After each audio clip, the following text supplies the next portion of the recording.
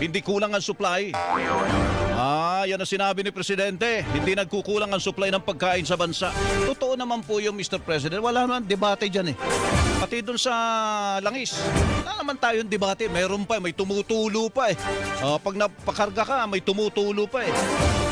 Problema, mahal. Yan ang problema natin.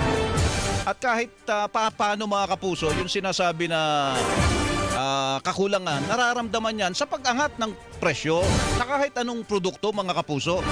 Ang problema dito sa pagkain natin, lalo doon sa mga nanggagaling sa Benguet, halimbawa dyan sa Northern Luzon, di nila maitawid papunta dito sa mga merkado, sa mga kalunsuran, halimbawa sa Metro Manila, dahil mahal po ang gasolina, crudo. Yun po, Mr. President, alam na po namin yan. Kaya nga po yung mga nandun sa Northern Luzon na yan, ay nagsasabing kung hindi namin maitatawid ang aming mga produkto at marami naman talagang produkto, ano ang mangyayari sa kanila?